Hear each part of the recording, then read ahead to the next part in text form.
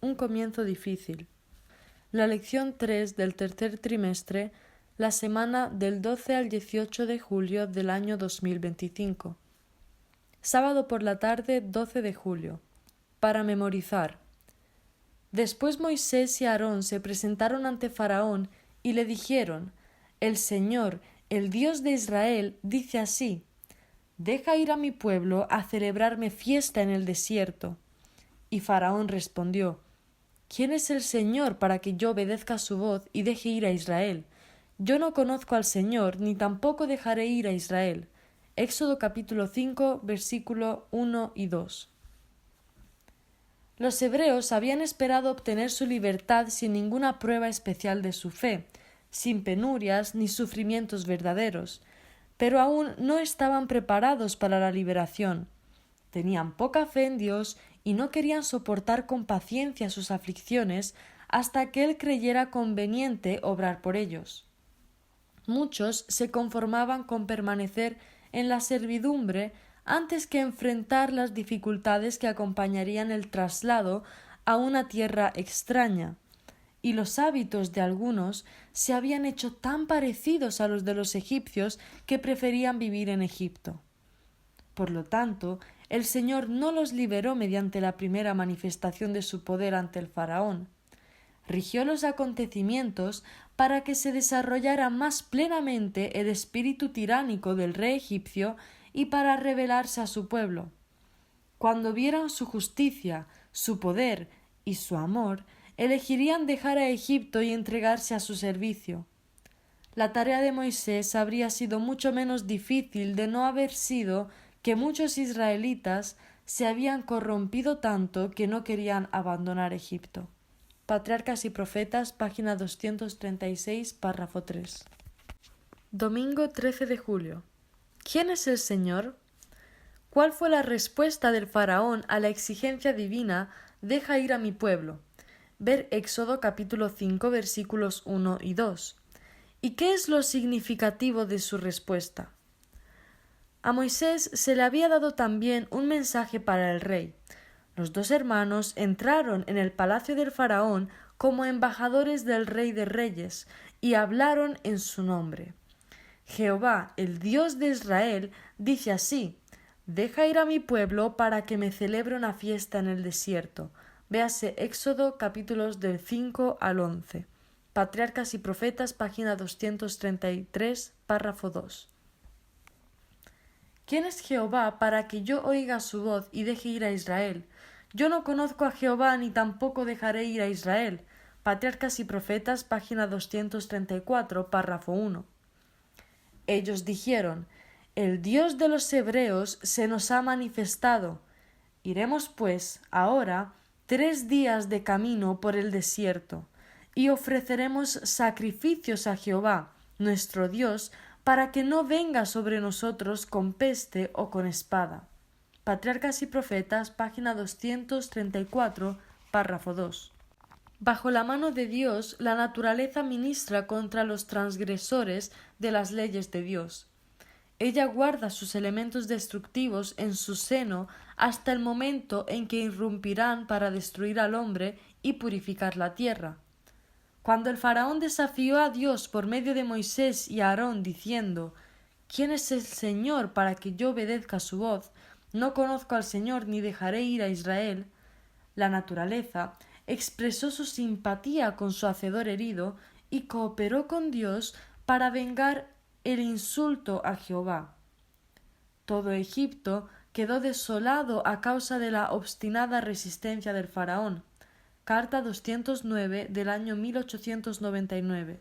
Manuscritos tomo 3, página 344, párrafo 3.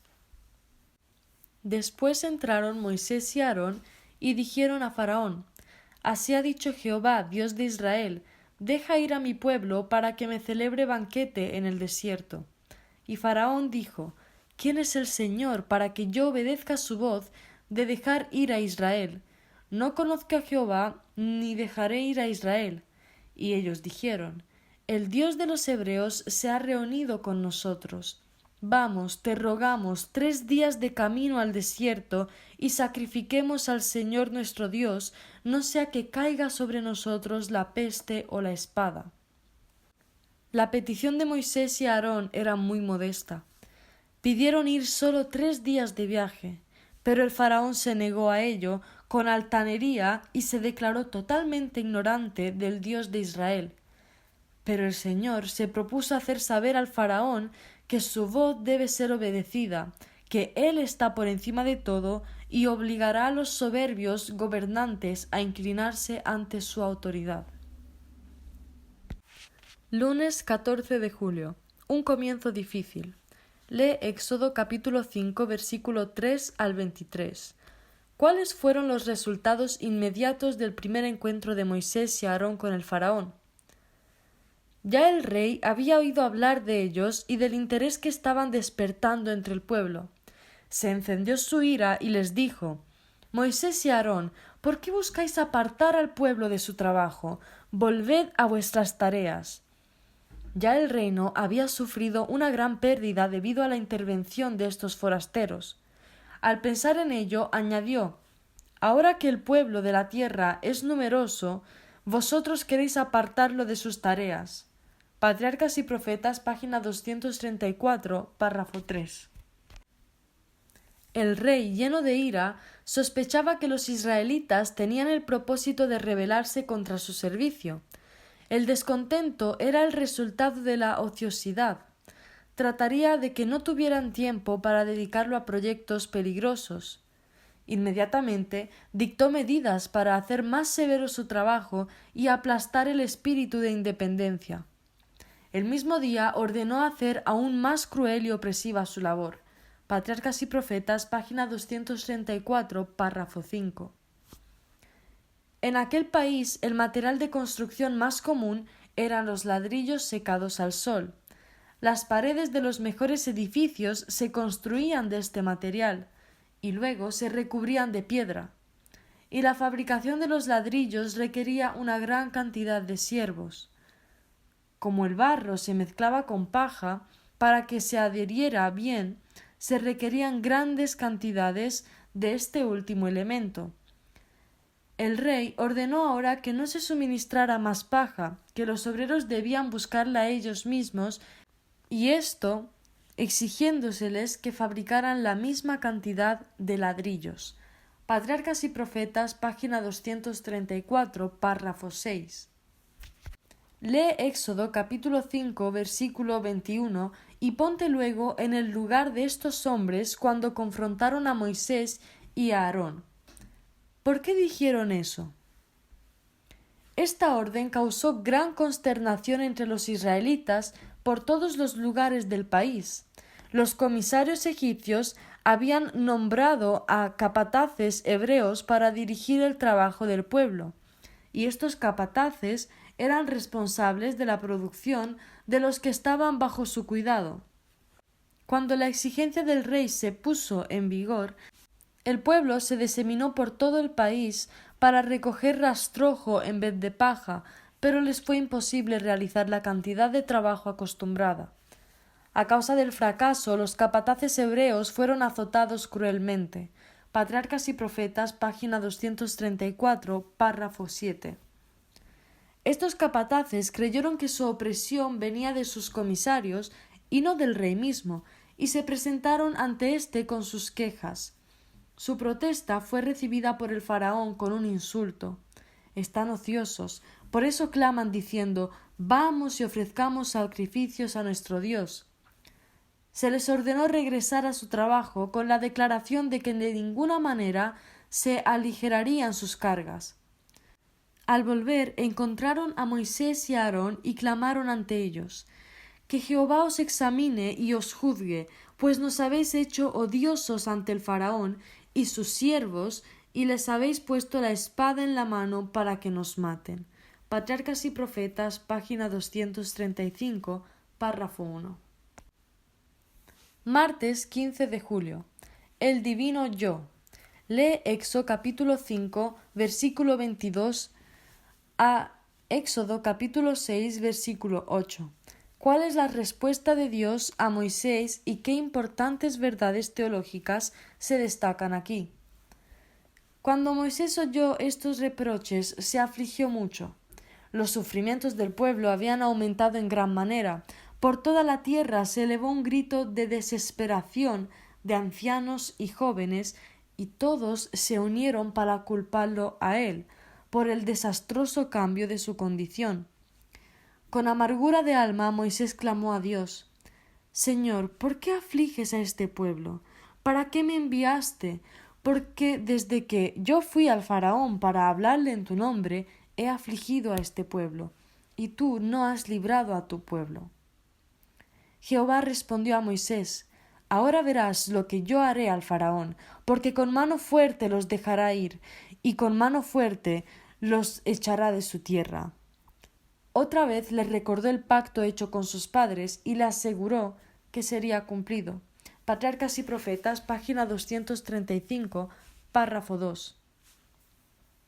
Los ancianos de Israel trataron de sostener la desfallecente fe de sus hermanos, repitiéndoles las promesas hechas a sus padres y las palabras proféticas con que, antes de su muerte, José predijo la liberación de su pueblo de Egipto. Algunos escucharon y creyeron. Otros, mirando las circunstancias que los rodeaban, se negaron a tener esperanza. Los egipcios, al saber lo que pasaba entre sus siervos, se mofaron de sus esperanzas y desdeñosamente negaron el poder de su Dios. Les señalaron su situación de pueblo esclavo y dijeron burlonamente: Si vuestro Dios es justo y misericordioso, y posee más poder que los dioses de Egipto, ¿por qué no os libra? Los egipcios se jactaban de su propia situación. Adoraban deidades que los israelitas llamaban dioses falsos, y no obstante eran una nación rica y poderosa. Afirmaban que sus dioses los habían bendecido con prosperidad, y les habían dado a los israelitas como siervos, y se vanagloriaban de su poder de oprimir y destruir a los adoradores de Jehová. El mismo faraón mismo se jactó de que el Dios de los hebreos no podría librarlos de su mano. Patriarcas y Profetas, página 236, párrafo 1. Estas palabras destruyeron las esperanzas de muchos israelitas. Les parecía que su caso era como los presentaban los egipcios. Es verdad que eran esclavos y habían de sufrir todo lo que sus crueles comisarios querían imponerles. Sus hijos habían sido apresados y muertos, y la vida misma les era una carga. No obstante, adoraban al Dios del cielo. Si Jehová estuviese sobre todos los otros dioses, ciertamente no permitiría que fueran siervos de los idólatras. Pero los que eran fieles comprendieron que por haberse Israel apartado de Dios y por su inclinación a casarse con idólatras y dejarse llevar a la idolatría, el Señor había permitido que llegaran a ser esclavos. Y confiadamente aseguraron a sus hermanos que Dios pronto rompería el yugo del opresor. Patriarcas y Profetas, página 236, párrafo 2. Miércoles 16 de julio. Labios incircuncisos. Lee Éxodo capítulo 6, versículos del 9 al 13. ¿Qué sucedió después? ¿Y qué lecciones podemos extraer de esta historia acerca de los momentos de decepción y lucha en nuestra vida? El Señor le indicó a Moisés que volviera ante el pueblo y le repitiera la promesa de la liberación, con nuevas garantías del favor divino. Hizo lo que se le mandó, pero ellos no quisieron prestarle atención. Dice la Escritura, pero ellos no escuchaban, debido al desaliento que los embargaba a causa de la dura servidumbre. De nuevo llegó el mensaje divino a Moisés: Entra y dile al faraón, rey de Egipto, que deje ir de su tierra a los hijos de Israel. Desalentado contestó: Los hijos de Israel no me escuchan. ¿Cómo me escuchará el faraón?